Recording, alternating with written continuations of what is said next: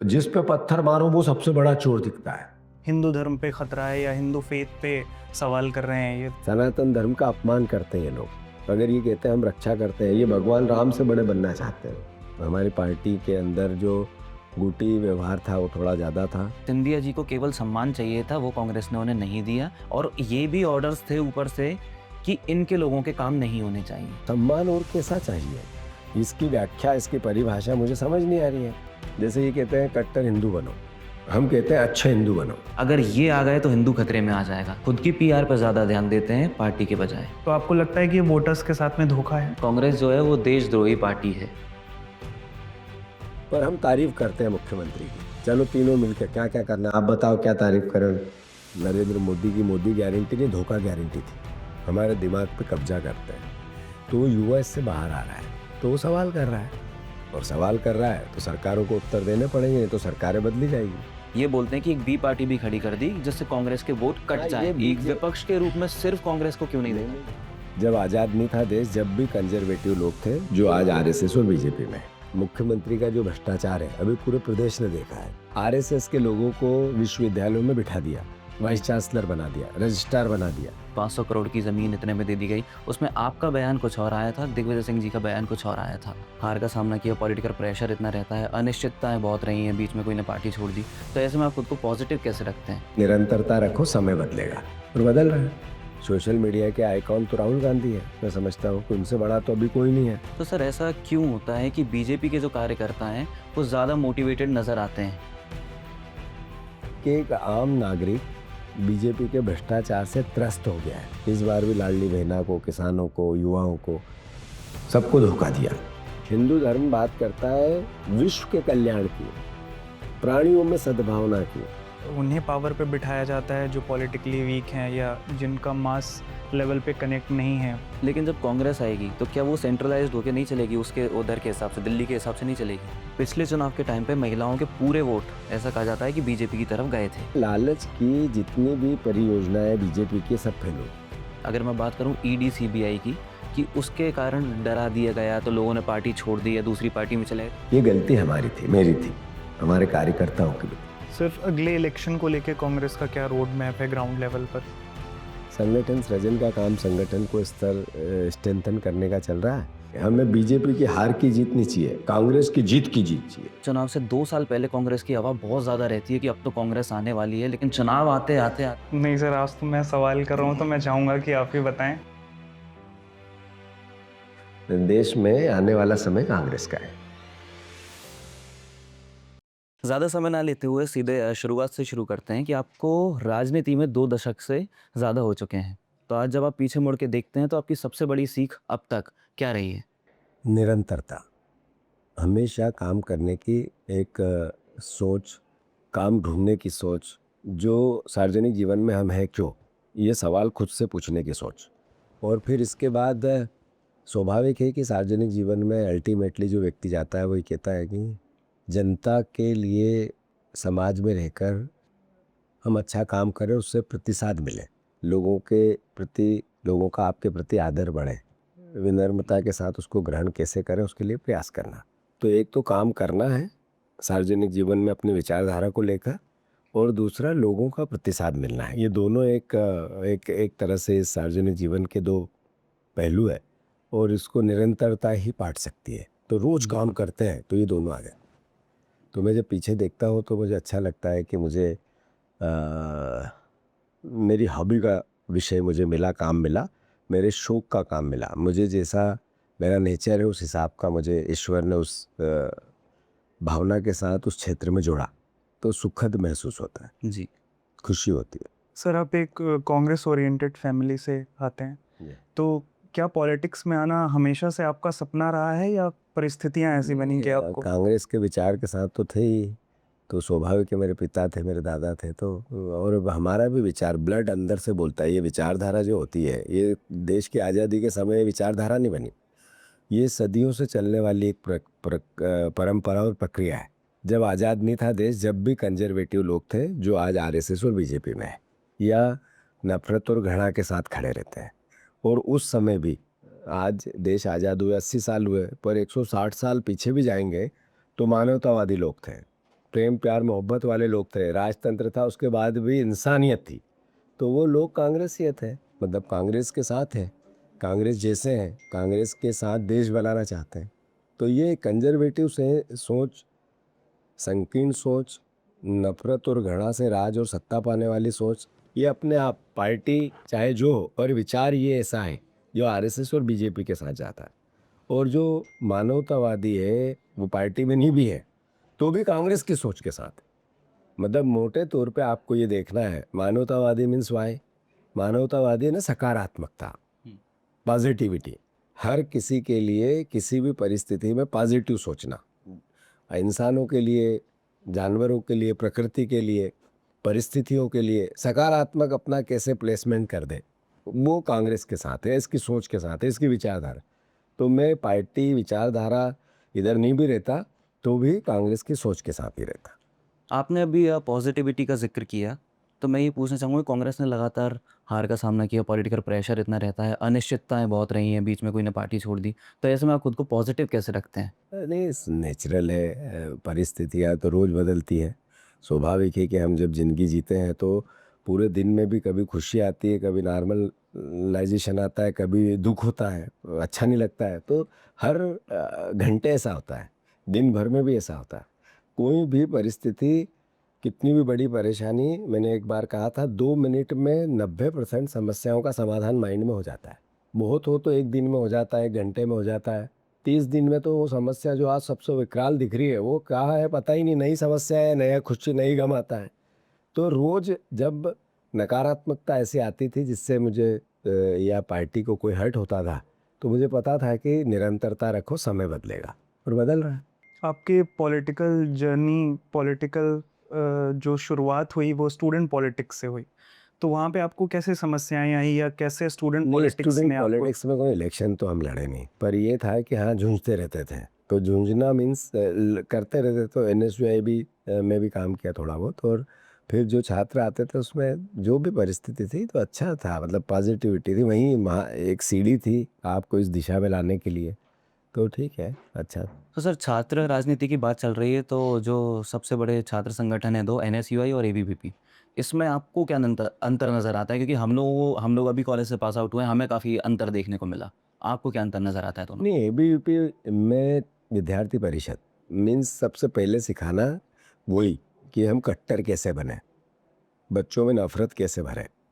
ABVP यानी RSS की एक विंग, आरएसएस मीन्स संकीर्णता, व्यापक दृष्टिकोण नहीं, हिंदू धर्म की बात करना और फिर हिंदू धर्म के मूल भावना के विपरीत काम करना। हिंदू धर्म में वसुदेव कुटुंब की बात की, आरएसएस कहता है जो हिंदू युद्ध की बात करेगा, ये आरएसएस की सोच है। हमने प्राणियों में सद्भावना की बात की, तो ये नफरत की बात करते हैं। हिंदू तो कि हिंदुओं की प्रार्थना में, हिंदू धर्म की प्रार्थना में प्राणियों में सद्भावना रोज हमारी हमें जो प्राचीन ग्रंथों में जो दिया गया है उसकी भावना है, और विश्व का कल्याण करने की बात करते हैं। तो ये धीरे धीरे उसके विपरीत बात हिंदुओं के नाम पे करते हैं, तो उसी का विंग है विद्यार्थी परिषद। तो विद्यार्थी परिषद बच्चों में नर्सरी में नफरत पैदा करने की कोशिश करते हैं।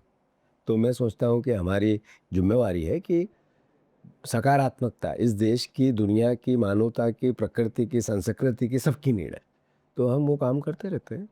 लेकिन जैसे आरएसएस अपने कार्यालय पे ध्वज का वंदन नहीं करते थे, आज 15 अगस्त है, ये 50 साल तक नहीं किया, उसका हिस्ट्री है, पर अब कर रहे हैं। तो ये जीत किसकी है? कांग्रेस की जीत है। हम जो बोलते थे बार बार, ये मानते नहीं थे, हम मान गए, यानी हमने जो हमारी विचारधारा जीती है। ये कट्टरता में वोट बैंक की पॉलिटिक्स करते थे, जैसे ये कहते हैं कट्टर हिंदू बनो, हम कहते हैं अच्छे हिंदू बनो।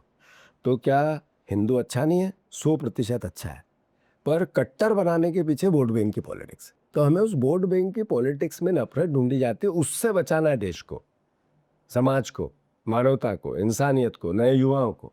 ये जिम्मेवारी कांग्रेस की है। लेकिन तब भी एक जोश और आक्रोश उन्हों एबीवीपी वालों में ज़्यादा देखने को मिलता है। एनएसयूआई कहाँ सत्ता के साथ है, सत्ता है उनकी।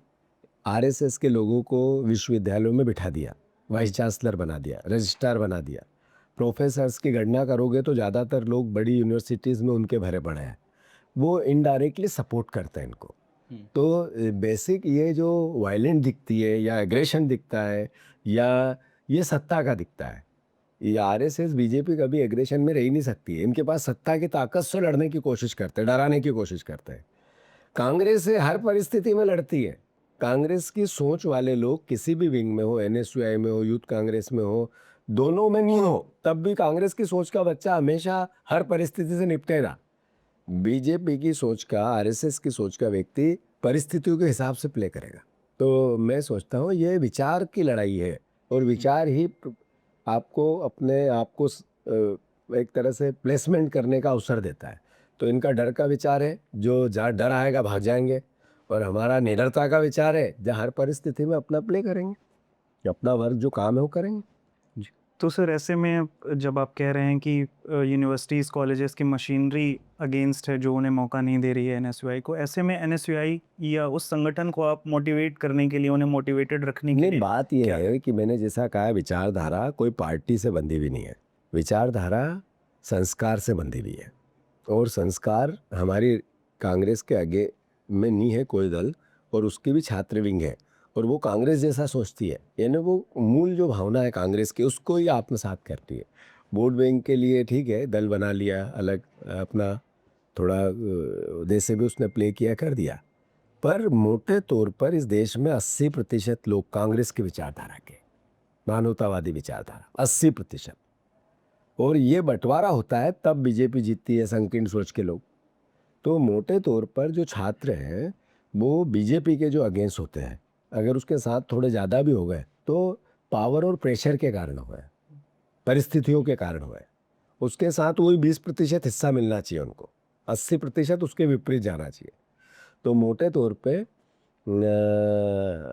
परिस्थितियाँ बदलेगी। हमारे देश में जब राहुल गांधी प्रधानमंत्री बनेंगे तो हमारा पहला, राहुल गांधी जी का मोटिव क्या है? शिक्षा की सुरक्षा। तो इसका मतलब ये नहीं कि हमारी विचारधारा के लोग उस पर थोप दें, नहीं। जो न्याय है वो करें, जो देश के लिए नीड है वो करें, जो सच्चाई है उससे बात करें। और जो देश में इस 3 स्तंभ है, 4 स्तंभ है इसकी रक्षा कैसे कर सके आने वाली पीढ़ी, उसके लिए देश में हम उस तरह के संस्थान और विचार तैयार करें, शिक्षा तैयार करें, ये आवश्यकता है। तो सर अभी छात्र राजनीति की बात हुई, तो छात्रों से आते हैं आज के छात्रों पे, जिनको हम जेनजी कहते हैं। तो आपके टाइम की छात्र राजनीति, वो जो छात्र थे और जो जेनजी हैं, इनमें क्या अंतर आपको नज़र आता है? इनके प्रदर्शन करने, विरोध प्रदर्शन में, या इनके मांग नहीं, उठाने में? बात मेरे टाइम पे आज के टाइम पे का विषय नहीं, बहुत अंतर नहीं आया है। संसाधन बदले, मोबाइल आया है, मोबाइल पे दुनिया आ गई मुट्ठी में। तो विरोध का तरीका मोबाइल से चालू हुआ है। अपने विचार को कहने का जो संसाधन मिला है वो मोबाइल मिला है। तो आज के युवा अपनी आवाज़ अपने अपने तरीके से अपने विचार को उस पर व्यक्त करते हैं। हमारे टाइम पे थोड़े दिन पहले ऐसा नहीं था। जो पॉलिटिसाइज होती थी सोच, उस पर काम होता था और फिजिकली ज़्यादा होता था, शरीर से ज़्यादा होता था। आज हाथ से और दिमाग से होता है। घर में बैठा हुआ व्यक्ति बाहर नहीं आएगा सड़क पे और तो भी अपना विरोध दर्ज करा देता। पहले ऐसा नहीं था। अंदर घर में बैठ के व्यक्ति नहीं कर सकता था, उसको बाहर आना ही पड़ता था सड़क पे, हमारे टाइम पे या थोड़े दिन पहले। तो मोटे तौर पे आज का जो विरोध, अपनी बात कहने का तरीका, अपना समर्थन देने का तरीका बहुत सरल है और एक तरह से बहुत आधुनिक है। तो मैं सोचता हूँ कि बहुत इफ़ेक्टिव भी है, और इस पर दुनिया बहुत तेज़ हो गई, सोच बहुत तेज़ हो गई, संसाधन बहुत तेज, जो सूचना का आदान प्रदान है वो बहुत तेज़ हो गया। तो आज के युवा के पास ज़्यादा ताकत है अपने काम को करने का भी, अपने अवसरों को पाने का भी, अपने विचारों को रखने का भी। तो जैसा आपने कहा कि उनके हाथ में एक यंत्र आ गया है, मोबाइल फ़ोन, तो पूरे वो ऑपरेट हो रहे हैं सोशल मीडिया से, जो इंस्टाग्राम रील्स हैं, शॉर्ट्स हैं। ऑपरेट हो भी रहे और ऑपरेट कर भी रहे। हाँ, बिल्कुल। तो कांग्रेस ने ऐसी कोई उनको ध्यान में रखते हुए अपनी पॉलिसी कुछ बनाई है सोशल मीडिया की? हाँ, कि बिल्कुल।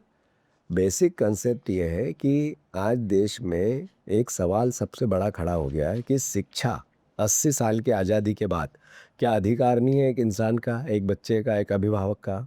हम कहते हैं हम विश्व की चौथी बड़ी अर्थव्यवस्था है। क्या इस चौथी बड़ी अर्थव्यवस्था में एक बच्चा जो पैदा होता है, जो स्कूल जाता है, जो कॉलेज जाता है, जो शिक्षा लेता है, क्या उसके साथ पारदर्शिता के साथ अधिकार संपन्न नहीं बने वो कि मेरा देश की सरकार, जो देश है भारत माता, उसकी इतनी बड़ी व्यवस्था हमें शिक्षा का अधिकार दें, अनिवार्य शिक्षा करें, है। तो मैं समझता हूँ ये नैरेटिव बनने लगा है और राहुल गांधी जी आज इसको ताकत से उठाने लगे हैं। इसकी चर्चा है, इसीलिए आप भी मुझसे सवाल कर रहे हैं। तो मैं मानता हूँ कि उस पर हमें फोकस करके अपनी नीतियों को रिकरेक्ट करना चाहिए और हम कर भी रहे हैं। दूसरी बात यह है कि देश में नफरत की बात करने वाले लोगों के खिलाफ भी वातावरण बन रहा है। केवल उल्लू सीधा करना वोट बैंक की पॉलिटिक्स के लिए अब नया बच्चा समझता है। वो कहता है कि ये कट्टर बनाते हैं, धर्म के आधार पर लड़ाते हैं, तो ये इनडायरेक्टली हमसे वोट मांगते हैं, हमारे दिमाग पे कब्जा करते हैं। तो वो युवा इससे बाहर आ रहा है, तो वो सवाल कर रहा है और सवाल कर रहा है तो सरकारों को उत्तर देने पड़ेंगे, नहीं तो सरकारें बदली जाएगी। सर जेंजी की बात होती है तो अटेंशन स्पैम की भी बात होती है। अटेंशन स्पैन कम हो गया है अब उनका। अब वो स्पीच से, इंटरव्यूज से और न्यूज़पेपर से शिफ्ट होके रील्स और यूट्यूब शॉर्ट्स पे रुक चुके हैं। तो ऐसे में कांग्रेस की क्या स्ट्रेटजी है कि वो ज़्यादा कनेक्ट कर सकें जेंजी को नहीं, अपने साथ? बात ये है कि पहले तो अव्वल ये रील्स जो होती है ना, ये भी एक तरह से इनकी जितनी भी स्मूथनेस या इनकी वर्किंग बढ़ेगी, इनके व्यूज़ बढ़ेंगे, इनके पे लोग ज़्यादा आएंगे, इसका मतलब ज़्यादा बेरोजगारी बढ़ रही है। ये एक सीधा मापदंड है। मतलब बच्चों के पास काम नहीं है वैसा जैसा उसको चाहिए। तो इसका मतलब है कि ये भी एक चिंता का विषय है। देश हित है ना, बच्चे तो हमारे हैं, राजनीतिक दल तो बाद में, देश में है। हमें वोट मिले ये हमारी नीड है, आवश्यकता है। हमारी सरकार बने ये बहुत ज़रूरी है, देश बचाना है। कांग्रेस की सरकारें सब जगह आनी चाहिए, पर इन दोनों भाव से पहले बच्चों का भविष्य कैसे बने, देश में हैप्पीनेस इंडेक्स कैसे बढ़े, देश में पारिवारिक जो एक वातावरण है उसमें खुशियाँ कैसे आए। तो इसके लिए ये जो रील्स है, मोबाइल पे एंगेजमेंट है, ये तो कम होना चाहिए। पहले तो मेरा विचार ये है। अब पार्टी की नीड क्या है, इसलिए ऐसा होना चाहिए, तो उसके हमने कई प्रकार ढूंढे हैं। जो आज राजनीतिक कार्यकर्ता हूँ मैं रोज़ मोबाइल पे अपने आप को पेश करने का एक जो नैरेटिव बना है, ये भी एक उसका माध्यम है। फिर हम अपनी बात कहते हैं तो एक साथ लाखों लोगों तक, करोड़ों लोगों तक पहुंच जाती है। राहुल जी बोलते हैं तो पूरा देश और पूरी दुनिया सुनती है। सबसे बड़े यूज़र उनके हैं हुए आज। सबसे सोशल मीडिया के आइकॉन तो राहुल गांधी है। मैं समझता हूँ कि उनसे बड़ा तो अभी कोई नहीं है, बाकी सब झूठ है। ये जो आंकड़े हैं, ये आंकड़े मैनिपुलेटेड है। तो इसी मोबाइल से इसी जैन जी ने देख के, सुन के, अपनी आवाज़ दे के कांग्रेस पार्टी के विचार को आत्मसात किया है। डायरेक्ट किया, इनडायरेक्ट किया है। मैंने जैसा कहा, पार्टी में नहीं है तो भी अगर वो न्याय की बात करते हैं तो कांग्रेस की तो बात करते हैं, संविधान की, नियम कायदे कानून की बात करते हैं तो फिर कांग्रेस की तो बात करते हैं। राहुल गांधी जो सवाल उठाते थे, अगर वो दूसरे वे में दूसरे लोग भी सवाल उठाते हैं तो वो अल्टीमेटली राहुल गांधी का ही तो साथ दे रहे हैं, उनकी बात को ही तो समर्थन कर रहे हैं। तो कहने का अर्थ ये है, मोबाइल के माध्यम से अपनी बात कहने के कई नवाचार हमने भी किए हैं और वो करते रहेंगे। ये रोज होती हुई प्रक्रिया है। लेकिन कांग्रेस पे कई बार ये आरोप लगता है और राहुल गांधी पे कि वो स्टूडेंट से जुड़े जो मुद्दे होते हैं उनको वो तब ज्वाइन करते हैं जब उन्हें नज़रअंदाज नहीं किया जा सकता। जैसे जंतर मंतर वाला जो प्रोटेस्ट हो गया कि वो बहुत लेट उनने उसमें आपको एक्टिवनेस याद दिखाई। है राहुल गांधी जी ने एक आज से 10 साल पहले एक नेरेटिव देश में बनाने की कोशिश की थी कि हमारा कंपटीशन पाकिस्तान से नहीं है, चाइना से है। चाइना की आबादी और भारत की आबादी लगभग लगभग एक है। उसका जो भौगोलिक स्थिति, भारत की जो भौगोलिक स्थिति लगभग लगभग एक है। तो चाइना 1 घंटे में इतने लोगों को काम देता है, भारत 1 घंटे में इतने लोगों को काम, आंकड़े बताते थे वो। तो राहुल गांधी, जब तो देश ऐसी बात नहीं कर रहा था, राहुल गांधी अकेले कर रहे थे। चाइना से कॉम्पीट करना है, यानी अपने युवाओं की ताकत का इस्तेमाल करना है, अपने बच्चों की ये जो ज़्यादा आबादी है इसका उपयोग करना है, ये हमारा सबसे बड़ी ताकत बने, इसके लिए सरकारें, भारत तैयार हो। और उस तरह का तो ये राहुल गांधी पहले कर रहे थे। अब राहुल गांधी देखते हैं तब करते हैं, तो ये बात तो आपकी गलत हो गई। एक इशू नहीं, ऐसे कई मैं उदाहरण दे सकता हूँ। राहुल गांधी जी हमेशा भविष्य की बात इसलिए करते हैं प्रैक्टिकली कि उनको जो उनकी ग्रूमिंग हुई है, वो पैदा प्रधानमंत्री के घर में हुआ है। जिंदगी के 25 साल की उम्र उनने प्रधानमंत्री के घर में निकाली है। जब वो सांसद बने तब भी सरकार देश में कांग्रेस की थी, तो सरकार के बीच में ही थे वो। अगर वो पिछले 12 साल से सरकार से बाहर हैं तो इसका मतलब है उन्हें वो पूरा ज्ञान ग्रूमिंग में मिला है कि कैसे देश चलता है। उनकी जो जीवन में उनकी जो भावना है परिस्थितियों से निपटने की, ये कोई एक दिन में आने वाली कहानी नहीं है। विपरीत लीडर कौन होता है? देश का प्रदेश का मुख्यमंत्री बन जाए वो लीडर होता है क्या? लीडर वो होता है क्या कि जो देश का प्रधानमंत्री बन जाए, लीडर है ये। सांसद, विधायक, मुख्यमंत्री ये लीडर नहीं होते हैं। लीडर वो होता है जो सब परिस्थितियों से निपट ले, अच्छी और बुरी दोनों, और फिर उसमें अपनी जो नैरेटिव है जिसके लिए वो लीडर बना है वो काम कर गुजरे। तो राहुल गांधी जी ने ये इतनी विपरीत परिस्थितियों को फेस करके बताया है कि वो लीडर है। तो मैं मानता हूँ वो, आज आप उनकी ग्रूमिंग के बाद उनकी मूवमेंट देखते हो, उनका एक्शन देखते हो, तो वो क्या एक्शन है? एक्शन है गरीबों की बात करना, मिडिल क्लास, रोजगार, बेरोजगारों की बात करना, शिक्षा की बात करना। जो बहुत बड़ी ताकत होती है, जो हाथ से अपने आप काम करके देश बनाते हैं, शरीर का श्रम दे के देश बनाते हैं, अलग अलग फील्ड के, उन लोगों से बात करते हैं और फिर उनकी समस्याओं को सरकार के डोमेन में लाने का प्रयास करते हैं, सरकार को अवगत कराते हैं। सरकार ही तो बदलेगी ना देश। तो आज देश में अगर प्रधानमंत्री नरेंद्र मोदी है तो राहुल गांधी अपनी राष्ट्रभक्ति निभा रहे हैं, सरकार को बताकर कि ये करो, ये परेशानी है, ये दिक्कतें हैं, इस पर ध्यान दो। यही तो विपक्ष का काम है और लोकतंत्र की व्यवस्था है। तो राहुल गांधी जी लीडर, हर परिस्थितियों से निपट के कैसा होता है उसका एक उदाहरण है। आप अच्छा सोचो, आप गूगल करो, गूगल में 200 साल में कोई एक व्यक्ति ऐसा है जिसने देश में 4000 किलोमीटर पैदल चले और ये कहा कि प्रेम की बात करनी है, हमें भाईचारे की बात करनी है। उन्होंने कहा कि मोहब्बत की दुकान खोलनी है। तो एक ही है, आप गूगल पे सर्च कर सकते हो। तो गूगल मीन्स आज का आधुनिक संसाधन है, तो कोई भी सरलता से उपयोग। तो कांग्रेस पार्टी की सोच उनके साथ है। जैसा मैंने कहा, अगर राहुल गांधी कांग्रेस पार्टी के लीडर है, नहीं भी होते तो वो कांग्रेसियत है जो मानवतावादी है, तो वो तो स्वाभाविक है, वो कर रहे हैं अपना काम। लेकिन एक चीज़ में बीजेपी की जीत है कि जैसे आपने बात करी कि राहुल गांधी स्टूडेंट से जुड़े मुद्दे उठाते हैं, इन्फ्लेशन, अनएम्प्लॉयमेंट, मोहब्बत की बात करते हैं, लेकिन वो इतने पढ़े लिखे व्यक्ति की इमेज खराब करने में सफल हुए। तो ये उनकी जीत नहीं है सोशल मीडिया के थ्रू, अगर देखा जाए कि वो इस चीज़ को नैरेटिव बनाने में सफल कहीं ना कहीं नहीं, हुए। वो जब ये बोले थे तो ये कांग्रेसी कार्यकर्ताओं का, राहुल गांधी का इसमें नकारात्मकता नहीं थी या उनका फेल्योर नहीं था। ये इस तरह का जब नेरेटिव सेट हुआ, ये गलती हमारी थी, मेरी थी, हमारे कार्यकर्ताओं की भी थी। हमने अपने लीडर की रक्षा नहीं की।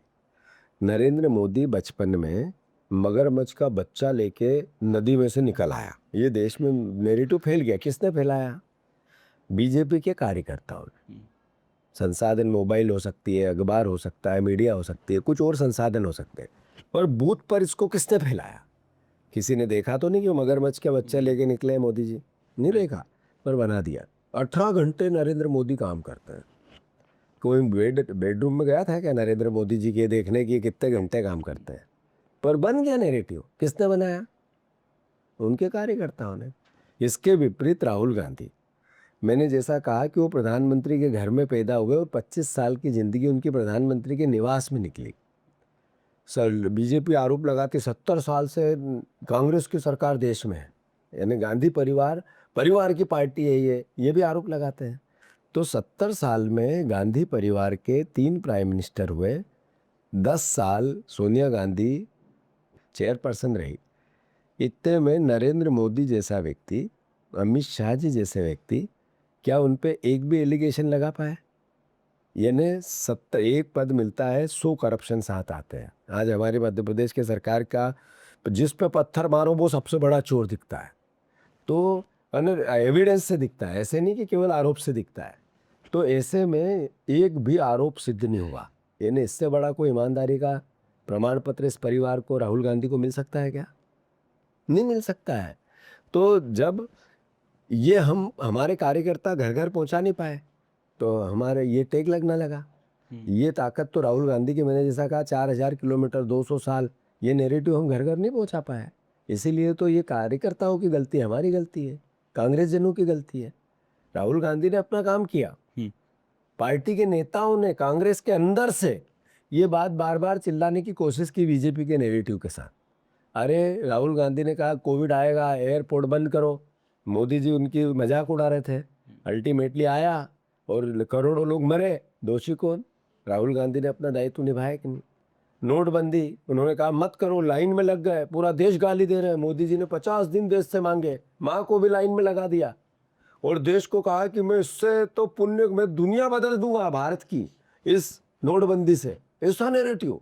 जब राहुल गांधी विरोध कर रहे थे, पूरा मीडिया उनके साथ, राहुल गांधी सच निकले, मोदी गलत निकले। कौन नैरेटिव में ये बात हम घर घर तक नहीं पहुंचा पाए, गलती हमारी।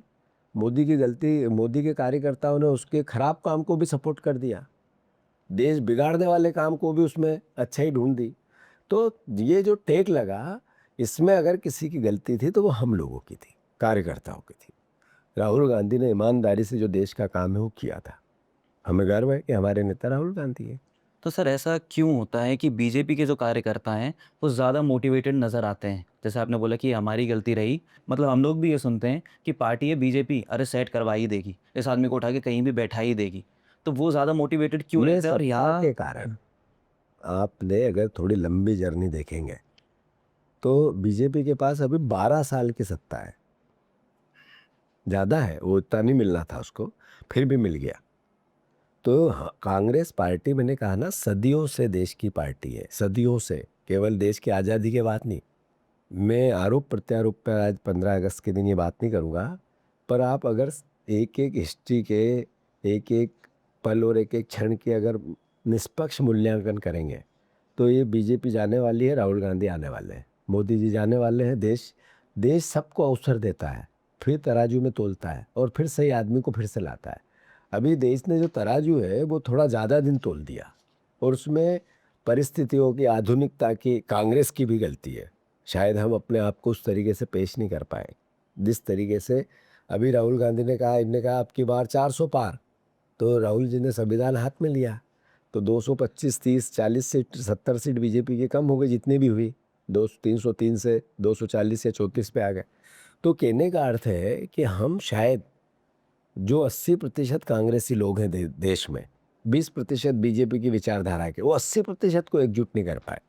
वो हो सकता है हमारा मैनेजमेंट गलत हो, इसलिए ये परिस्थिति बनी। देश में आने वाला समय कांग्रेस का है। अब बात करें, अगर मध्य प्रदेश की बात करें, तो आपको जब ज़िम्मेदारी सौंपी गई थी तब एक बड़ी हार से कांग्रेस आई थी। तो तब से अब तक में आपने क्या जो मेन कार्य हैं जो आपने करा, संगठन को कैसे एकजुट रखा आपने अभी? नहीं, एक अच्छे लीडर की या अच्छे कार्यकर्ता की 3 खूबी होना चाहिए, जिसके पास अपने परिवार को या अपनी संस्था को चलाने की जिम्मेवारी हो। एक, पेशेंस, अगर उसमें धैर्य है तो हर परिस्थिति से निपट लेगा वो। दूसरा, समर्पण, आप जिस संस्था के लिए काम करते हैं, जिस संस्था में और भी लोग आपके साथ काम करते हैं, उनके प्रति आपका समर्पण कैसा है। और तीसरा है निरंतरता, काम करते रहो, बाकी चीज़ें समय समय पे बनती और बिगड़ती रहेगी। तो मैंने इन 3 मूल मंत्रों को आत्मसात किया, और मुझे पता था समय बदलेगा, समय बदलेगा, समय बदलेगा, और समय बदल रहा है। मध्य प्रदेश में कोई अहंकार से नहीं, आज चुनाव हो तो बीजेपी 30-70 के, 35-65 के रेशो से कांग्रेस जीत जाएगी। आज चुनाव हो मध्य प्रदेश में, एक एक आम नागरिक बीजेपी के भ्रष्टाचार से त्रस्त हो गया है।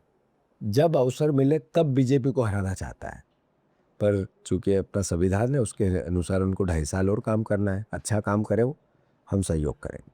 सर, जब से जिम्मेदारी संभाली आपने एमपी कांग्रेस की, तब से आपने ज़्यादा नज़दीक से देखा है मध्य प्रदेश कांग्रेस को। तो आपको क्या स्ट्रेंथ या वीकनेस नज़र आती है? नहीं, मैं तो 20 साल से कांग्रेस पार्टी को ये प्रदेश स्तर पर देख रहा हूँ। मैं यूथ कांग्रेस का अध्यक्ष बना था 2008 में, 7 में, तो 2007 से आज तक लगभग, तो धीरे धीरे सीखने को, समझने को मिला, और अभी भी प्रक्रिया जारी है। ऐसा नहीं होता है कि मैं सब समझ गया हूँ या सब सीख गया हूँ। तो मोटे तौर पे कांग्रेस अद्भुत है, अकल्पनीय है, और कांग्रेस में जो मूल लोगों के विश्वास को जीतने में बाधक आता है वो हमारी अंदर की कार्यशैली। तो उस कार्यशैली में परिवर्तन करने की हमने बहुत कोशिश की है, और मोटे तौर पर कांग्रेस को लेकर के मतलब एकजुटता नहीं है, ग्रुपिज़म है। फिर बातें थी कि नेता अपने मोटिव के लिए काम करते हैं, विचार के लिए नहीं करते हैं। बहुत सी बातें ऐसी थी जो सरकार से मैनिपुलेट हो जाते हैं, तो उससे जनता में भरोसा नहीं होता। तो जनता उतना रिएक्ट नहीं, फिर भी 40% वोट हमें हमेशा मिले हैं। तो मोटे तौर पे बीजेपी को जब भी जीत मिली है, वो जीत लालच से गुमराह करके उन्होंने हासिल की है। इस बार भी लाडली बहना को, किसानों को, युवाओं को, सबको धोखा दिया। नरेंद्र मोदी की मोदी गारंटी नहीं, धोखा गारंटी थी। तो धोखा गारंटी के कारण जीत गए वो लोग। मोटे तौर पे अभी मैं मानता हूँ कि जनता बहुत जागरूक हो गई है और उनको पता है कि ये भ्रष्ट लोग हैं, करप्ट लोग हैं। एक भी मंत्री ऐसा नहीं है जो भ्रष्टाचारी नहीं है। ये आरोप लगाने के लिए आरोप नहीं है, सब लूटने में लगे हैं। और सबका कांग्रेस की सरकार आएगी तो जो भ्रष्टाचारी और जेल की सलाखों में रहेंगे। ये जब मैं धीरे से बोलता हूँ तो इसमें दृढ़ता बहुत ताकत से है। और मैं मानता हूँ कि मुख्यमंत्री का जो भ्रष्टाचार है अभी पूरे प्रदेश ने देखा है, कोई देश ने देखा है। तो नेचुरल है, स्वाभाविक है, हमने दायित्व निभाया है, जनता के डोमेन में इनके भ्रष्टाचार को लेके आए। आगे जब अवसर आएगा तो जांच कराएंगे। जैसा आपने अभी कहा कि अब कांग्रेस की सरकार अगर अभी चुनाव हो तो पक्का कांग्रेस की सरकार आएगी। लेकिन हर बार ऐसा नहीं होता कि चुनाव से 2 साल पहले कांग्रेस की हवा बहुत ज़्यादा रहती है कि अब तो कांग्रेस आने वाली है, लेकिन चुनाव आते ऐसा नहीं क्या अभी चीज़? मैंने ये कहा कि प्रदेश का नैरेटिव ऐसा है कि आज चुनाव हो बीजेपी हार जाएगी, पर आज चुनाव हो तो कांग्रेस जीत जाएगी क्या? कांग्रेस को जिताने के लिए अभी और अद्भुत अकल्पनीय प्रयास करने होंगे। हमें बीजेपी की हार की जीत नहीं चाहिए, कांग्रेस की जीत चाहिए। तो उसके लिए हमें काम करने की आवश्यकता है और वो हम कर रहे हैं। सर, हर इलेक्शन डिफीट के बाद इंट्रोस्पेक्शन की बात होती है पार्टी में। तो इस इंट्रोस्पेक्शन के बाद ऐसे कौन से कॉन्क्रीट स्ट्रक्चरल चेंजेस आए हैं पार्टी में? हमने संगठन सृजन किया, पारदर्शिता लाने की कोशिश की, लोगों को, आम कार्यकर्ताओं में भरोसा कैसे बने, इसमें 100% नहीं कर पाए पर 50% करने की कोशिश की। न्याय मिल सकता है, पार्टी में सबके लिए अवसर है। फिर ग्रुपिज्म कम किया। हमारी पार्टी के अंदर जो गुटी व्यवहार था वो थोड़ा ज़्यादा था, तो मैं समझता हूँ कि सबने मिल के किया, ऐसा नहीं कि मैंने किया। हम सब ने अपनी सोच में परिवर्तन किया, सारे लीडर्स ने, कार्यकर्ताओं ने। फिर मोटे तौर पर राहुल गांधी की वर्किंग स्टाइल को देश ने आत्मसात, कार्यकर्ताओं ने आत्मसात, ये भी एक मोटिवेशन था हमारे लिए इस 2.5 साल में। तो एक ये भी बात आई। और फिर संविधान से देश चलेगा, इस नैरेटिव को हमने गढ़ा है राहुल जी के नेतृत्व में। ये प्रदेश में भी बहुत बात आई है और प्रदेश में कांग्रेस ने भाईचारे की बात भी अच्छे से की है। और किसानों के मुद्दे, ईंट के मुद्दे या लाडली बहना की भी लड़ाई, उसके हक और अधिकार के, करप्शन के अगेंस्ट भी जो बातें थी, पार्टी ने हर सदन से और बाहर तक, सड़क तक सब किए और ताकत से करेंगे। तो मैं समझता हूँ सुधार में ये सब चीज़ें हैं जो एक हार के बाद अपने आप को खड़ा करने हैं। यही तो परिणाम का कारण है कि दतिया जीते, विजयपुर जीते, ये जो अमरवाड़ा एक सीट थी वो भी टेबल पे इनने हमारा हराया, हम ही जीते थे वो। ऐसे ही ये जो बुधनी है ये भी 11,000 पे 1,40,000 को लेके आ गए। तो जनता का सोच में परिवर्तन आया। और ये जो पार्षद वार्षद ये भी उपचुनाव होते हैं, हम ज़्यादा जीत रहे हैं, तो वो अभी रिकग्नाइज नहीं हुआ है, पर जब एकदम भारी बहुमत से कांग्रेस जीतेगी जब हो जाएगा। कांग्रेस ने आपको और उमंग सिंगार जी को लगातार अभी प्रमोट कर रही है, यहाँ पे मध्य प्रदेश में आगे बढ़ा रही है इन दोनों चेहरों को। तो आप दोनों आपस में हेल्दी कोऑर्डिनेशन कैसे बनाते हैं कि कंपटीशन की भावना ना रहे, हेल्दी कोऑर्डिनेशन रहे? ऐसा है, ये जिम्मेवारी सबसे पहली मेरी है एज ए प्रदेश अध्यक्ष कि किसी भी राजनीतिक कार्यकर्ता से कोई भी बात होगी तो मेरी जिम्मेवारी है कि मुझे कोऑर्डिनेशन सब सही करना चाहिए। तो ये टीवी पे बात करने की नहीं है कि क्या करते हैं, पर सदन में कब कहाँ क्या मूवमेंट करना है हम बात करके करते हैं। फिर सदन से बाहर क्या घटनाक्रम, कब कैसी परिस्थितियां बनानी है, सब पार्टी एक साथ मिलके करती है, जिसमें नेता प्रतिपक्ष भी आते हैं। तो मैं समझता हूँ हेल्दी सोच, विचार और काम करने के तरीके के कारण तो ये परिवर्तन हो रहा है प्रदेश में। कांग्रेस में मजबूती आ रही है, चुनाव हम जीत रहे हैं। लेकिन कांग्रेस को कई बार, मतलब बहुत बार ये चीज़ साबित करनी पड़ती है कि हम यूनाइटेड हैं। ऐसा क्यों? ये शुरू में था, अब नहीं बोलने पड़ते, अब बीजेपी को करने पड़ती। अब बीजेपी कहती है अंदर कुछ नहीं है, वो आपस में एक दूसरे पर छिटाकशी करते हैं, एक दूसरे के खिलाफ एफआईआर करते हैं, एक दूसरे से लड़ते हैं, एक दूसरे की शिकायत करते हैं। कांग्रेस पार्टी में बीजेपी का जो जनसंपर्क विभाग है वो ये नैरेटिव मीडिया में फैलाता था। और चूंकि हमारी पुरानी प्रवृत्ति भी ऐसी थी तो वो सेट हो जाती थी। अब प्रवृत्ति में चेंज आया तो एकदम से तो लोगों की सोच में चेंज आएगा नहीं, धीरे धीरे आ रहा है। ये चेंज कितने समय पहले आया है? ये तो शुरू से ही प्रयास था। जिस दिन मुझे जिम्मेवारी मिली थी, उमंग जी को ये जिम्मेवारी मिली थी, उसी दिन से हम दोनों ने मिलकर ये प्रयास चालू किया था कि हमें पार्टी में एकजुटता, ग्रुपिज्म का एकदम, जो करेगा गुट की बात उसको बाहर दिमाग से बाहर करो। पार्टी सरकार बनाने के लिए ज़रूरी है, इतना ही नहीं है।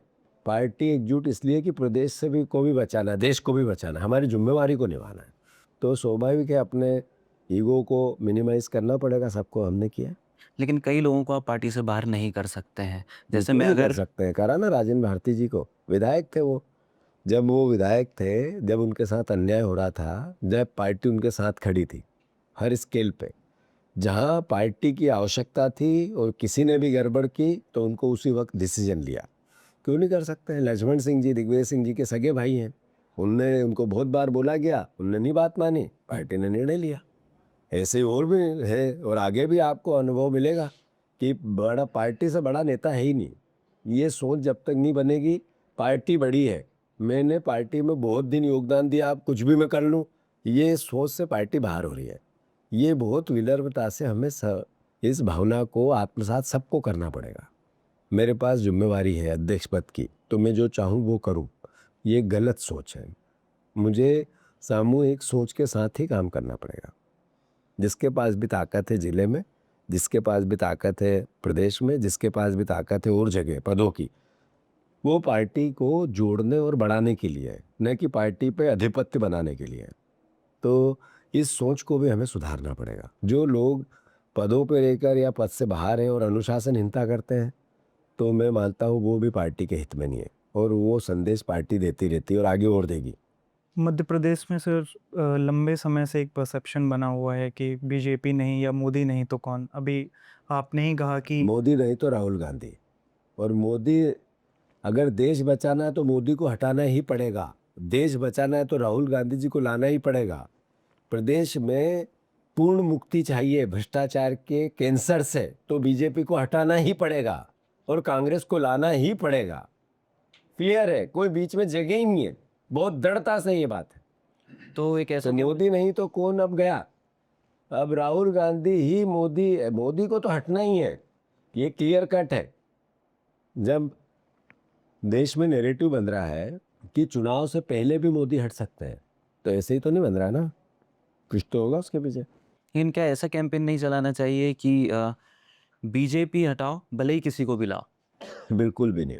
देश के लिए कांग्रेस जरूरी है, लेकिन क्योंकि टेस्टेड माल है। पहले देश के लिए उन्होंने शहादत दी, आज़ादी दिलाई, उन्नति की। देश की अर्थव्यवस्था कोलैप्स हो गई थी जब मनमोहन सिंह जी प्रधानमंत्री वित्त मंत्री बने, तो हमने समृद्धि लाई। हर परिस्थिति से देश को निकाला, कभी झुके नहीं। देश के सम्मान के साथ कांग्रेस पार्टी ने कभी विश्व में समझौता नहीं किया, युद्ध हारे पर सम्मान नहीं खोया। ये कांग्रेस की काम की सोच का तरीका है। जैसे मोदी जी के लिए राहुल गांधी ने कहा कि गले मिलना ही विदेश नीति है, हमारे प्रधानमंत्रियों ने ऐसा नहीं किया। उन्होंने भारत के लिए न्याय मांगा, उसका सम्मान बचाया, उसी विदेश नीति को आत्मसात किया। ये रोज बदलने वाली विदेश नीति नहीं थी। तो स्वाभाविक है, अब मोदी नहीं तो कोई भी चलेगा नहीं चलेगा, मोदी भी नहीं चलेगा और दूसरे भी नहीं चलेंगे, सिर्फ कांग्रेस चलेगी और राहुल गांधी चलेंगे। लेकिन कई बार ऐसा किया जाता है कि जैसे कांग्रेस भी खड़ी हुई है, बीजेपी भी चुनाव में खड़ी हुई है, तो वहां से ये बोलते हैं कि एक बी पार्टी भी खड़ी कर दी जिससे कांग्रेस के वोट कट हाँ, जाएं। ये एक विपक्ष के रूप में सिर्फ कांग्रेस को क्यों नहीं देखा मैंने जाता? यही तो बात कही आपको कि 80% लोग कांग्रेस की विचारधारा के, देश में 80%, ये आंकड़े का ध्यान रखना। बीजेपी के पास, उसकी सोच के पास 20% लोग हैं। उनको एकजुट नहीं करना, ये हमारा पहली बार है। और इस भावना को कांग्रेस पार्टी अब अच्छे से समझ गई है। अब वो लोग जो बीजेपी विरोधी एकजुट होंगे, कांग्रेस के सोच से जिनकी मेल खाती है वो एकजुट होंगे और देश को बचाने के लिए कांग्रेस की सरकार बनाए, राहुल गांधी देश के प्रधानमंत्री बनेंगे। तो सर इनको एकजुट करने के लिए या वोटर्स को ये कन्विंस करने के लिए कि कांग्रेस एक अल्टरनेटिव फेस है गवर्नेंस के लिए, इसके लिए खत्म हो गया। ये जो फेस था वो चला गया कि अल्टरनेटिव कौन है, सबको पता है कांग्रेस है। सर कांग्रेस मुद्दे उठाती है, बहुत सारे मुद्दे। अभी मध्य प्रदेश में ही इंदौर वाला मुद्दा ले लें, पुल वाला मुद्दा ले लें, लैंड स्कैम ले लें, इन्फ्लेशन ले लें, जो रेत माफिया वाला वो पूरा चल रहा है, ये मुद्दा ले लें। तो ये कहा जाता है कि कुछ समय तो कांग्रेस बहुत ज़ोर शोर से उसको उठाती है, कुछ समय तक सोशल मीडिया पे आग रहती है, लेकिन कुछ समय बाद वो ठंडे पड़ जाते हैं। जो रीसेंसी बायस ऑफ थिंग्स होना चाहिए कि जनता तक बार बार वो चीज़ पहुँचाई जाए कि जनता को याद रहे, क्योंकि आजकल 2 दिन में हर आदमी मुद्दा भूल जाता है। तो चुनाव तक लोगों को कैसे याद रहे? कांग्रेस ऐसा क्यों ठंडी पड़ मुद्दा जाती एक है? नहीं होता है, मुद्दे कई होते हैं। आपको किस मुद्दे को कितनी देर दिन उसकी एज है, उम्र है, उसका ध्यान रखना पड़ता है। बिल्कुल सही हुआ आपने कहा है कि पब्लिक तक जब तक कोई मुद्दा नहीं जाता उससे पहले छोड़ना, यानी उस मुद्दे के साथ आपने न्याय नहीं किया, जनता के साथ भी न्याय नहीं किया। हमारी कोशिश होती है ऐसी कि हम इसको, इस नैरेटिव को सेट करें। तो मैं मानता हूँ कि मूल उद्देश्य क्या है, व्यवस्था में परिवर्तन हो। जिस भी इशू को लेकर हम आवाज़ उठाते हैं उस व्यवस्था में परिवर्तन हो। सरकार बीजेपी की तो भी परिवर्तन हो, तो स्वाभाविक है कि उसका प्रयास होता है। पर ये ढीठ सरकार है, मोटी चमड़ी की सरकार है, ये नहीं मानती, इसको हटना पड़ेगा। आज भी मध्य प्रदेश के जो मुख्य फैसले हैं वो यंग लीडर्स ले रहे हैं या जो पहले के जो लीडर्स थे वो ले रहे हैं मुख्य फैसले? नहीं, स्वाभाविक है, हमारे पास जिम्मेवारी है, तो जिम्मेवारी तो आज जिनके पास है उन्हीं को लेना है। पर सहयोग, सबका अनुभव भी साथ में काम में लिया जाता है। उनकी भी जो राय होती है उसको आत्मसात करके निर्णय लिए जाते हैं। तो सामूहिक निर्णय है। अनुभव की किसी भी व्यवस्था में युवाओं की ऊर्जा की आवश्यकता भी होती है और अनुभव के पुट की भी आवश्यकता होती है। तो वो भी अभी हमारे संगठन में है मध्य प्रदेश। हाँ, अभी मैं थोड़ा-सा पीछे जाऊँगा, तो एक प्रसंग हुआ कि 500 करोड़ की ज़मीन इतने में दे दी गई, उसमें आपका बयान कुछ और आया था, दिग्विजय सिंह जी का बयान कुछ और आया था। मैं समझता हूँ उस पूरी बात का पटाक्षेप हो गया है, जिसमें दिग्विजय सिंह जी मेरे साथ मिलकर हमने मीडिया से बात की थी उस वक्त, है ना, पीसीसी के ऑफिस में। जहाँ तक श्री राम तिवारी जी का मुद्दा है, मैंने जो बोला था सही था। वो सिर्फ एक ट्रस्ट का मामला नहीं है, उससे जुड़े हुए और ट्रस्ट है। किसी को दिया जाता और किसी को लिया जाता, वो हायरार्की है। तो कौन सा सरकारी है? श्री राम मंदिर का ट्रस्ट भी सरकारी है, वहाँ चोरी हुई या नहीं हुई? चढ़ावे की चोरी हुई ना। तो वो पार्टी का इस पे थॉट प्रोसेस क्लियर है कि भ्रष्टाचार के खिलाफ कोई समझौता नहीं होगा। सर, आपने राम मंदिर पर चोरी की बात की तो उससे ही जुड़ा एक सवाल कर रहा हूँ कि जब कांग्रेस ने सवाल उठाए कि राम मंदिर में चोरी क्यों हुई, तो उन्होंने इसे एज अ करप्शन लेने के बजाय उन्होंने ऐसे लिया कि ये हिंदू धर्म पे खतरा है या हिंदू फेथ पे सवाल कर रहे हैं ये। तो इसके लिए आप ये क्या खतरा है? हिंदू धर्म क्या किसी व्यक्तियों से बचा है क्या? किसी पार्टी ने बचा रखा है हिंदुओं को?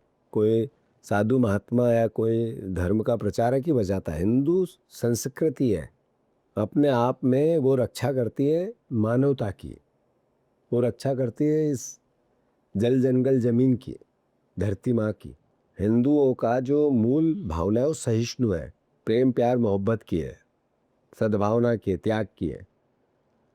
इसीलिए कई बार इस पर प्रहार हुए। कभी भी हिंदू धर्म, सनातन धर्म कभी डिगा नहीं, न हटा न कमज़ोर हुआ। ये कोई ये कहे कि हम रक्षा कर रहे हैं, ये अपमान कर रहे हैं हिंदू धर्म की, सनातन धर्म का अपमान करते हैं ये लोग। अगर ये कहते हैं हम रक्षा करते हैं, ये भगवान राम से बड़े बनना चाहते हैं। तो इन लोगों का इसी सोच के खिलाफ तो हम लोग खड़े हैं।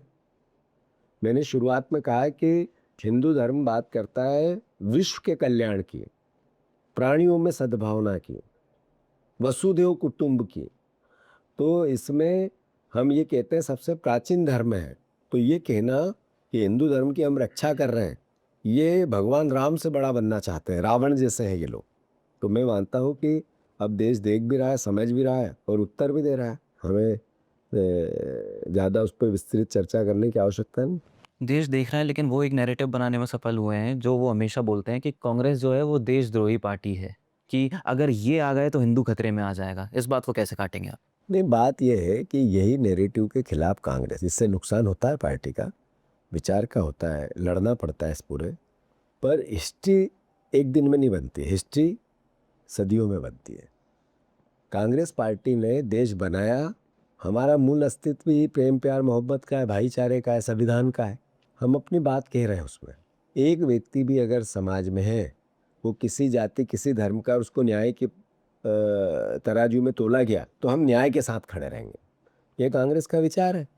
नफरत रहित देश बनाना है तो स्वाभाविक है इंसानों में नफरत समाप्त करनी पड़ेगी, धर्मों में समाप्त कर, जातियों में समाप्त करनी पड़ेगी। तो जहाँ पर नफरत नहीं रहेगी वहीं तो प्रगति रहेगी, वहीं उन्नति रहेगी, वहाँ हैप्पीनेस रहेगा, वातावरण खुशी का रहेगा। तो कांग्रेस उस विचार को लेके चल रही है और लोग समझ रहे हैं, वो इनके इस नैरेटिव से बाहर आ चुके हैं। कांग्रेस बीजेपी पर सेंट्रलाइज्ड होने का आरोप लगाती है कि उन्हें पावर पे बिठाया जाता है जो पॉलिटिकली वीक हैं या जिनका मास लेवल पे कनेक्ट नहीं है पब्लिक के साथ में। बीजेपी बिठाती है बीजेपी बिठाती है, तो पर्ची मुख्यमंत्री का एक हाँ टर्म सही है चलता ना, है। हर जगह तो पर्ची मुख्यमंत्री बनाया उनने। तो आपको लगता है कि ये तो वोटर्स के साथ में धोखा है? नहीं, ये यही बात सही है कि जैसे शिवराज सिंह चौहान है, उनका चेहरा बताया और शादी मोहन यादव से जनता की करा दी, यही हुआ। आज हर प्रदेश में ऐसा हो रहा है। खट्टर जी को ऐसे ही बनाया था उनने, फिर ये सैनी जी को ऐसे ही हरियाणा में बनाया, फिर उत्तराखंड में ऐसा ही बनाया, फिर राजस्थान में ऐसा ही बनाया। तो भारतीय जनता पार्टी, नरेंद्र मोदी ये बताने की कोशिश की है कि हम किसी को भी कुछ भी कर सकते हैं, हम ताकतवर हैं। मतलब दो लोग ताकतवर है। ये बीजेपी में भी अन्याय हो रहा है। ये सिर्फ देश से अन्याय नहीं हो रहा, प्रदेश से अन्याय नहीं हो रहा, बीजेपी के अंदर भी, बीजेपी के नेता और कार्यकर्ताओं में भी बहुत ज़्यादा इसकी घृणा है। वो भी सवाल करते हैं। और चूंकि आतंक का एक दिन अंत होता है, ऐसे देश में ही आतंक नहीं है, देश के अंदर भी, पार्टी के अंदर भी जो एक तरह से इनका जो दंडात्मक व्यवस्था है, उसके खिलाफ वातावरण उनका बन रहा है। तो मैं समझता हूँ कि देश प्रदेश सब देख रहा है। इसी के कारण तो ये भारतीय जनता पार्टी मुख्यमंत्री के अगेंस्ट इतने बड़े बार बार दिल्ली जा रहा है, देख रहे होंगे आप लोग। तो ये केवल मोहन यादव के अगेंस्ट नहीं जा रहा, मोदी की उस सोच के, अमित शाह की उस सोच के जिसने इनको पर्ची दी, उनके खिलाफ भी जा रहा है। लेकिन जब कांग्रेस आएगी तो क्या वो सेंट्रलाइज्ड होके नहीं चलेगी, उसके उधर के हिसाब से, दिल्ली के हिसाब से नहीं चलेगी? नहीं, कांग्रेस पार्टी हमेशा से दिल्ली के हिसाब से फ्रीडम के साथ ही चलती है। वो कभी आधिपत्यवाद या वहाँ से फरमान जारी होते और आप हम कहे वैसा करो, इस तरह की हमारी सोच ही नहीं है। ये तो लीडर बोलेगा ही नहीं वैसा। हम ये कहते हैं परिस्थितियों के साथ न्याय करो। तो जब न्याय की बात होती है तो ये थोपने की बात ही नहीं होती है। हमारे यहाँ कभी नहीं होता है कि हमने लिख दिया जाओ ये इस पद पे रहेगा। जब मैं पीसीसी का अध्यक्ष बना तो राहुल गांधी या पार्टी चाहती थी, उसके बाद भी उस समय के विधायकों से बातचीत की गई, एक व्यवस्था बनाई गई। सीएलपी के लीडर के लिए बात करते हैं हर बार, हर प्रदेश में ऐसा होता है। तो ये होगा। एक थोड़ा सा अलग सवाल करता हूँ डरो ना। कि बीजेपी की स्ट्रेंथ आपको क्या लगती है कि उनकी सबसे बड़ी ताकत क्या है?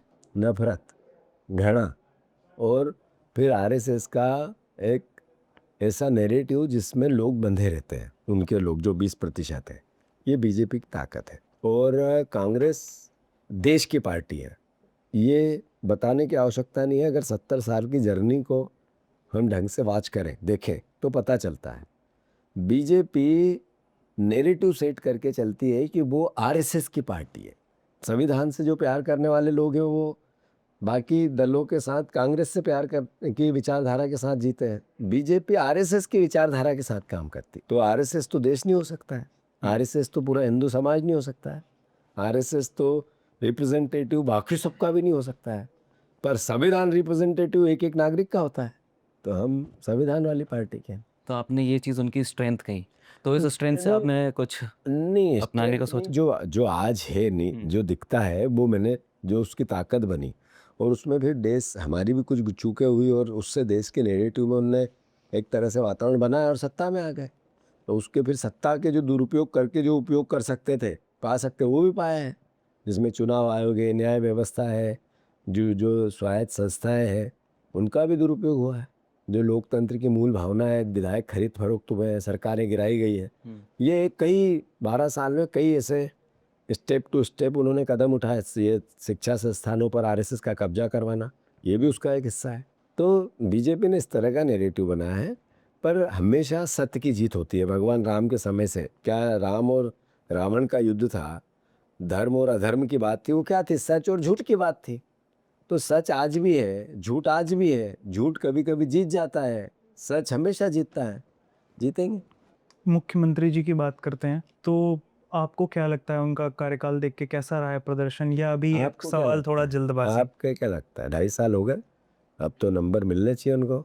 मैं आप दोनों से पूछना चाहता हूँ, मुख्यमंत्री को, चलो हमारे मुख्यमंत्री है, प्रदेश के मुख्यमंत्री तो मुख्यमंत्री होता है, कैसे बनाए जरूरी नहीं, प्रदेश का चेहरा होता है। हम हर बार उनकी निंदा करें ये ठीक नहीं है, पर हम तारीफ करते हैं मुख्यमंत्री की। चलो तीनों मिलकर क्या क्या करना, आप बताओ क्या तारीफ करें। चलो बताओ, कोई ऐसी एक अच्छी चीज़ बताओ। मैं आपसे पूछना चाहता हूँ, हमारे मुख्यमंत्री की एक अच्छी चीज़ बताओ। नहीं सर, आज तो मैं सवाल कर रहा हूँ तो मैं चाहूँगा कि आप ही बताएं। नहीं, मैं एक पार्टी का अध्यक्ष हूँ, बायस्ड भी हो सकता हूँ, मुझे कमियां ही दिखती है। आप अच्छी चीज़ हमारे मुख्यमंत्री की, मैं दोनों को ये अवसर देता हूँ, तारीफ करते हैं, बताओ क्या करें?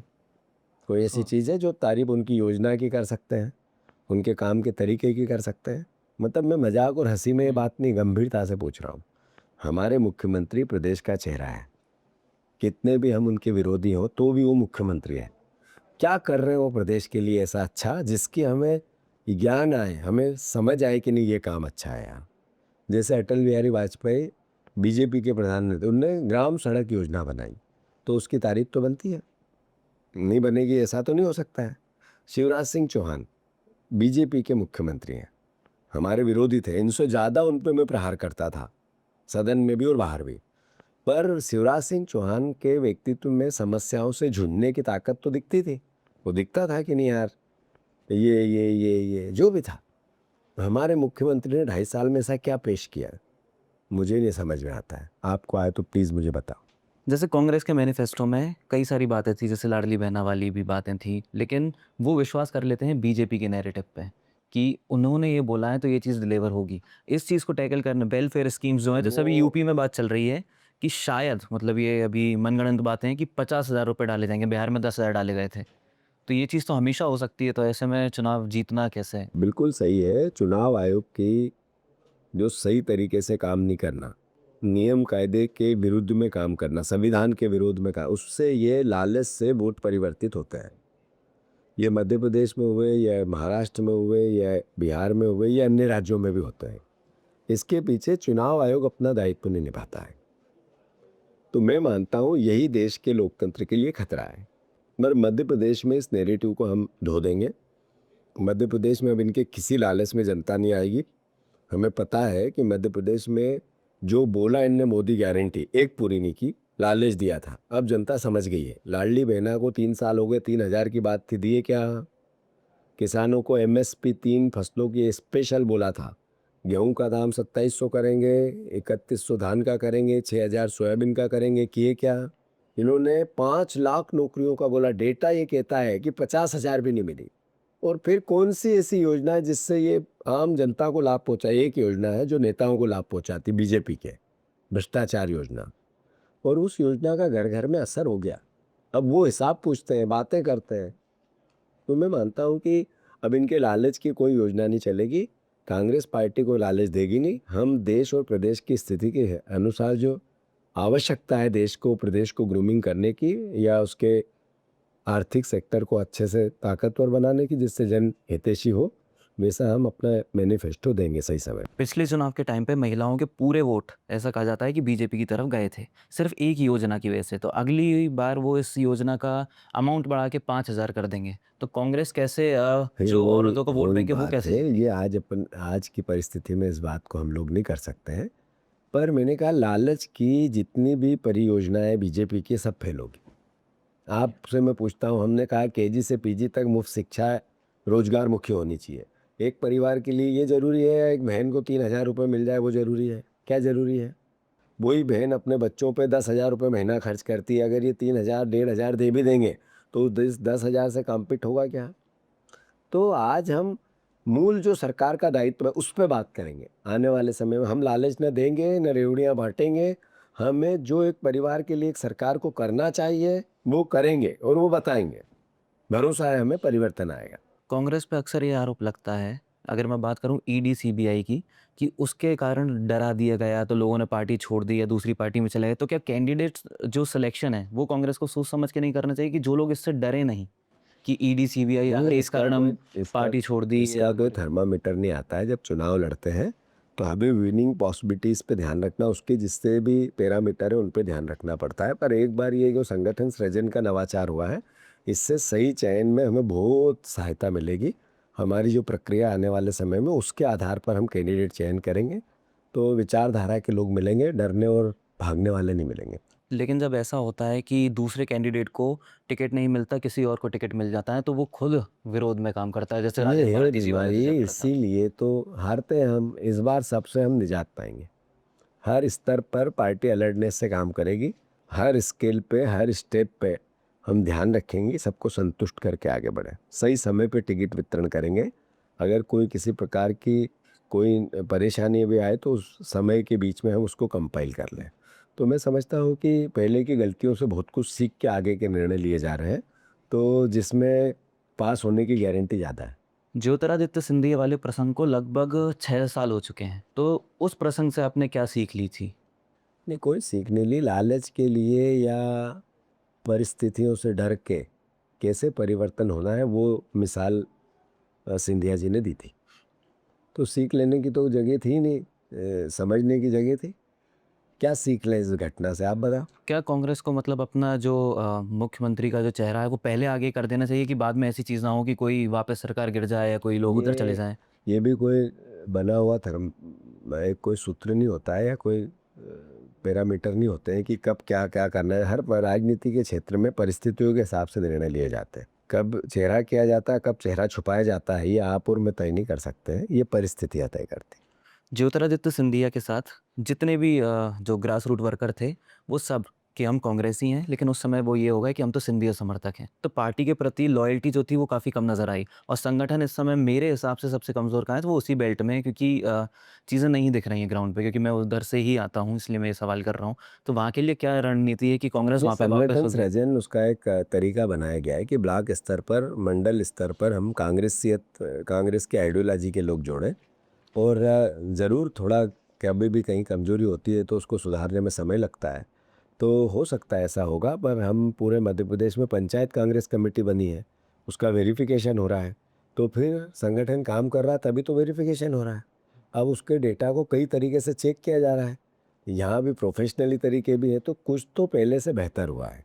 और फिर मैंने कहा 80% लोग कांग्रेसी है इस प्रदेश में, 20% बीजेपी के, तो वो किसी के साथ लालच के लिए जा सकते हैं पर अंदर से कांग्रेस ही है। जब वोट बदलना है, ये कैसे ही जीत गए क्या दतिया चुनाव? ये भी तो उसी ग्वालियर चंबल से आता है, विजयपुर ऐसे ही जीत गए क्या? वो भी तो इसी ग्वालियर चंबल से आता है।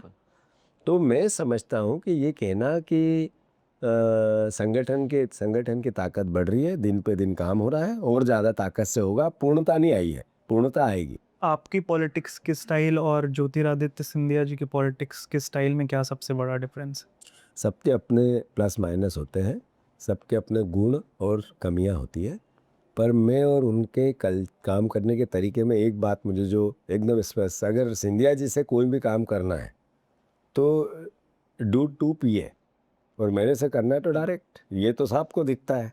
तो मैं समझता हूँ कि डायरेक्ट अगर पॉलिटिक्स में, सार्वजनिक जीवन में, रोज़मर्रा की ज़िंदगी में काम करने के तरीके को आत्मसात करता है तो वो मैं सोचता हूँ मैं करता हूँ। और सिंधिया जी के साथ भी हमने काम किया है।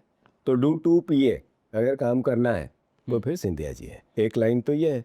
फिर भी ऐसा नहीं है कि कोई व्यक्ति उधर चला गया सारे अवगुण है, कुछ गुण उनमें भी होंगे। मैं समझता हूँ कि इसको भी नज़रअंदाज नहीं किया जा सकता।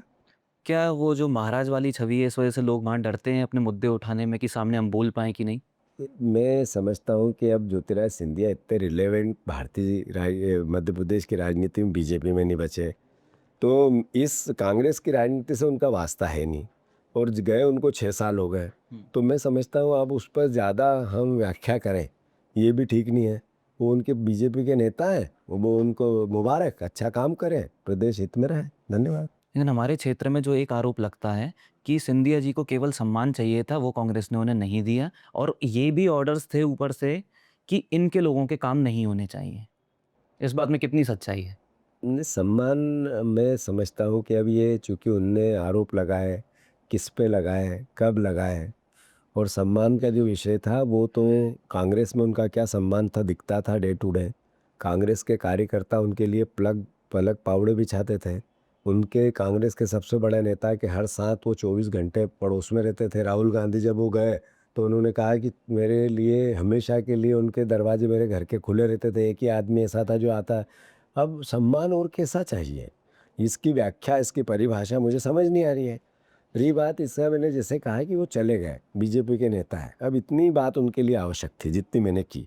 उनका सम्मान है, मैं कोई उनका अपमान नहीं करना चाहता, पर वो बीजेपी के नेता है, बीजेपी में सम्मान चाहिए उनको, हमारे से क्या लेना देना, हमें उनसे क्या अच्छा और क्या बुरा।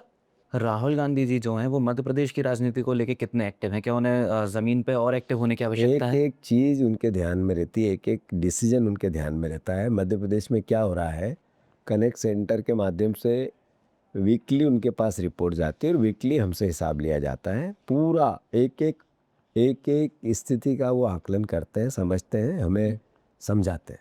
उनकी सबसे बड़ी राय क्या है मध्य प्रदेश को लेके कि आपको वो इस कहते दिशा हैं में कि कांग्रेस के लोग एकजुट हो जाओ, संघर्ष करो, लोगों के मुद्दों को उठाओ, जनता के साथ खड़े दिखो, खासकर गरीब, दलित और आदिवासियों के साथ। कांग्रेस ही प्रदेश है ये, लोग कांग्रेस को साथ देंगे, समझ में है राहुल गांधी को, और वो बोलते रहते हैं। सर अगले इलेक्शन को लेके कांग्रेस का क्या रोड मैप है ग्राउंड लेवल पर? संगठन सृजन का काम, संगठन को स्ट्रेंथन करने का चल रहा है, प्रशिक्षण चल रहा है, लोकल बॉडी इलेक्शन की तैयारियां चल रही है, समय से पहले टिकट वितरण होंगे। देश में जिस तरीके का आने वाले समय पर चुनौतियां आएगी, मध्य प्रदेश में भी आएगी। अगर भारतीय जनता पार्टी कोई मुंह करती है बिल लाकर अलग तरह के चुनाव कराने का, महिला आरक्षण का, तो हम मानसिक रूप से तैयार हैं और ग्राउंड पे वैसी तैयारियां कर रहे हैं। अल्टीमेटली अहंकार नहीं है, पर 100% कांग्रेस की सरकारें बनेगी। उसके लिए जैसी आवश्यकता होती है एक संगठन को, वैसा करने का प्रयास चल रहा है। सर कांग्रेस की सरकार बनेगी मध्य प्रदेश में, तो क्या ऐसे शुरुआती फैसले हैं जो कैबिनेट लेगी? नहीं, मैं बता चुका हूँ कि जो हम बोलते हैं वो वही बातें बोलते हैं जो हम कर सकते हैं। तो इस प्रदेश में आज नीड है कि एमएसपी केंद्र सरकार का दायित्व होता है, अधिकार होता है। जो एमएसपी आ गई, मिनिमम सपोर्ट प्राइस आ गई, लिख दी, जैसे 2400 मक्का लिख दी, तो फिर उससे नीचे अगर मक्का बिकेगी तो ये अपराध है। मध्य प्रदेश में हम कानून लाएंगे किसानों के हित में। शिक्षा का हम आज मांग कर रहे हैं, केजी से पीजी तक रोजगार मुखी शिक्षा मुफ्त होनी चाहिए, एक जैसी होनी चाहिए, सबका अधिकार है। शिक्षा अधिकार संपन्न अभिभावक और स्टूडेंट बनाएंगे। हमने पंचायती राज, त्रिस्तरीय पंचायती राज कांग्रेस की सोच थी, महात्मा गांधी की सोच थी। विकेंद्रीकरण सत्ता का कांग्रेस की सोच थी। हम पंच सरपंच को अधिकार संपन्न बनाएंगे। कांग्रेस पार्टी की सरकार आएगी तो जो गरीब है, जिसको सबसे ज़्यादा नीड सरकार की होती है, कौन है वो लोग? मजदूर होते हैं। कौन है वो लोग जो रोज़मर्रा जैसे ट्रक ड्राइवर होते हैं? कौन है वो लोग जो छोटी छोटी 10,000 15,000 की नौकरियों पर पूरा परिवार पलता है? उनके लिए स्वास्थ्य का ध्यान रखना हमारी ड्यूटी है, सरकार की ड्यूटी है। तो स्वास्थ्य अधिकार है एक आम जन का, इसको लेकर मोटिवेट कोई कार्य योजना बनाएंगे। और भी बातें हैं, मैं समझता हूँ कि अभी समय जल्दी हो जाएगा, सही समय पर बताएंगे। आपको ये लगता है कि हर 5 साल में सरकार बदलनी चाहिए? क्योंकि अगर ऐसा नहीं होता तो सरकार सुनना बंद कर देती अच्छा है। काम करना चाहिए और हमेशा अच्छा काम करते रहना चाहिए। क्या बदलना चाहिए क्या नहीं है मैं तो थोड़ी, हम तो सरकार बनाना चाहते हैं अभी और फिर लगातार चलाना चाहते हैं, तो मैं क्यों कहूँ 5 साल बदल। लेकिन क्या इसमें गुंडा राज नहीं बढ़ता? अधिकारी सुनना बंद नहीं कर हाँ, देते? ये जरूर है कि अधिकारी की चमड़ी मोटी होती है, करप्शन का लेवल बढ़ जाता है। जब लगातार सरकार बनती है तो मोटे तौर पर अराजकता आती है। इससे निजात पाने के लिए परिवर्तन जरूरी है, पर फिर भी अच्छा काम करो। मोटे तौर पर इसको व्याख्या करने की आवश्यकता नहीं। अभी हमारे सामने लक्ष्य सरकार बनाने का है, सरकार बदलने का नहीं। अभी हरीश चौधरी जी मध्य प्रदेश में बहुत एक्टिव हैं। उनकी कार्यशैली के बारे में आप क्या कहना चाहेंगे? क्योंकि जब राजस्थान में बीजेपी की हवा थी तब भी वो अपनी सीट बायतू से जीते थे। नहीं, बढ़िया, एक पॉजिटिव इंसान है। सकारात्मक सोच के साथ जो ज़रूरत होती है, नीड होती है, आवश्यकता होती है संगठन को, नेताओं की समझ उस तरीके से बनाने की कोशिश करते हैं। एक मतलब मॉनिटरिंग सिस्टम बेहद ज़रूरी है किसी भी सिस्टम को चलाने के लिए। उस सिस्टम को बनाने पे जोर देते हैं। व्यक्तियों को मोबिलाइज करना उनके काम करने की शैली से बाहर है। व्यवस्था के साथ सिस्टम से व्यवस्था चले, इस पर वो फोकस करते हैं और मैं समझता हूँ ये एक अच्छे राजनीतिक कार्यकर्ता की जो भूमिका होती है वो निभाता है। सर आजकल एक कल्चर है मिनिस्टर्स को, लीडर्स को अपनी रैली में भीड़ दिखाने का। नहीं, ये हमेशा से कल्चर रहा, आज नहीं। उसके लिए सर बसेस हायर की जाती हैं, स्कूल के स्टूडेंट्स हायर किए जाते हैं, उन्हें बुलाया जाता है। तो क्या इतना इम्पोर्टेंट है अब भीड़ दिखाना अपने रैलीज में? नहीं, ये शासन की अलोकप्रियता का एक कारक होता है। जब हम सरकारी संसाधन के साथ साथ एजुकेशन सेक्टर में भीड़ को उपयोग करने लगते हैं, एजुकेशन सेक्टर की भीड़ का उपयोग करने लगते हैं, सरकारी भीड़ का उपयोग करने लगते हैं, कर्मचारियों को भीड़ में तब्दील करते हैं, तो सरकार की अलोकप्रियता का प्रमाण होता है। तो ये जितना भी आप सोच रहे हो ये भारतीय जनता पार्टी की अलोकप्रियता के प्रमाण है। अब बस कुछ अंतिम सवाल, 1-2 सवाल और। जो आप पे आरोप लगते हैं, आप उन्हें कैसे काटेंगे? 2 आरोप जो लगाए जाते हैं सोशल मीडिया के थ्रू, खुद की पीआर पर ज़्यादा ध्यान देते हैं पार्टी के बजाय, एक ये आरोप लगाया जाता है। ये जो स्टूडियो बना है पार्टी का है मेरा है? जो सोशल मीडिया चलती है ये नहीं, खैर अगर ऐसा है तो मैं समझता हूँ सुधार करना चाहिए, मैं सुधारूँ। एक आरोप ये भी लगता है कि बहुत ज़्यादा खड़ी बोली का इस्तेमाल करते हैं। संगठन में जो काम करता है व्यक्ति अनुशासन में पूरे सिस्टम को लाना चाहता है, खुद भी अनुशासित रहना चाहता है, तो प्रेम की आवश्यकता भी है, समर्पण की आवश्यकता भी है और डिसीजन की भी आवश्यकता होती है।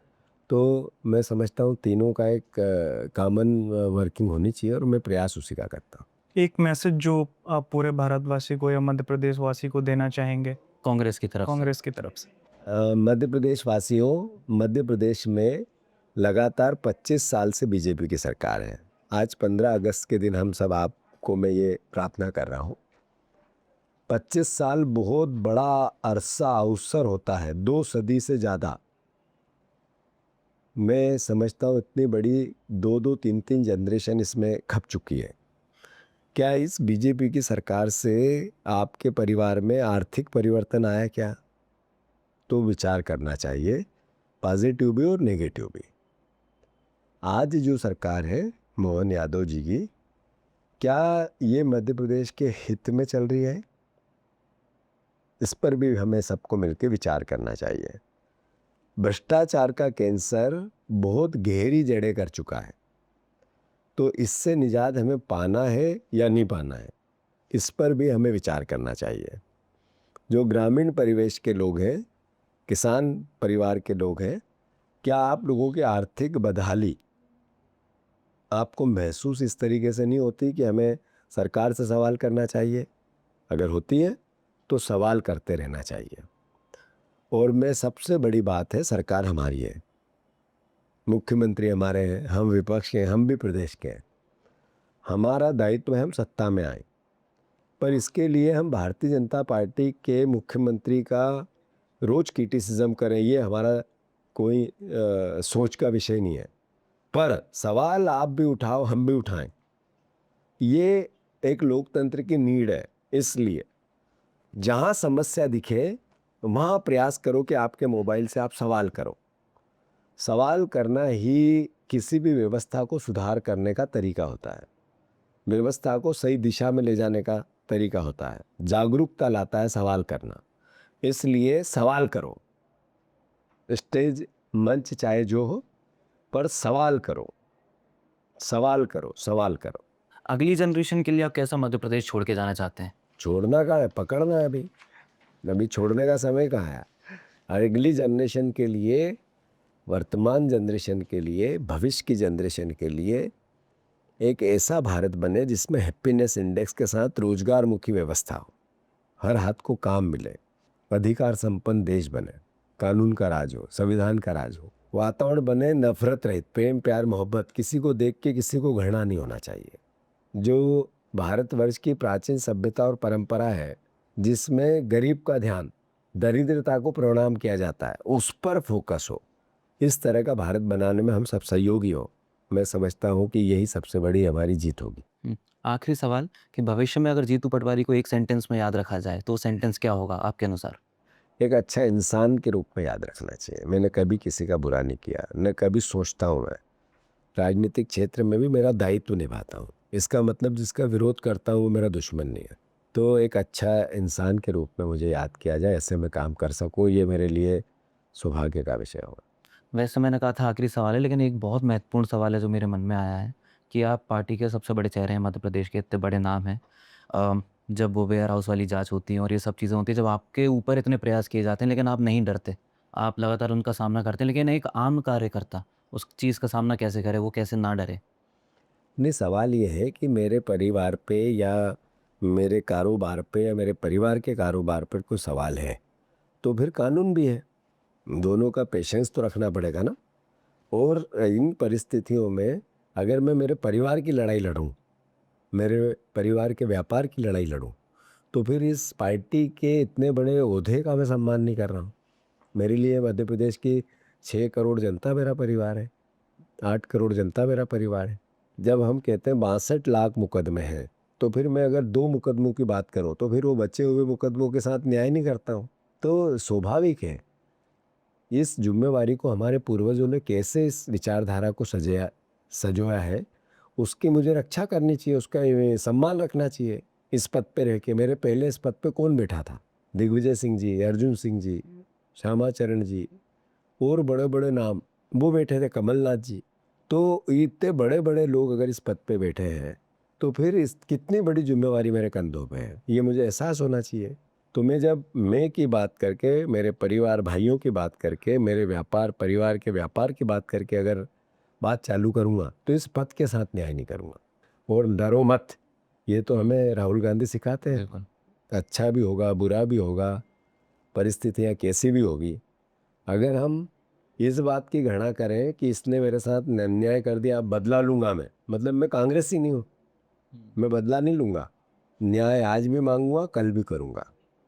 इस सोच के साथ कांग्रेस चलेगी तो ये जो परिवार पे ऐसा हो गया उस पर इनकी कोई जगह ही नहीं है। एक दिन की क्षण की खबरें हैं, कल आई, परसों समाप्त होगी, नरसों फिर आएगी, फिर समाप्त होगी, चलती रहेगी।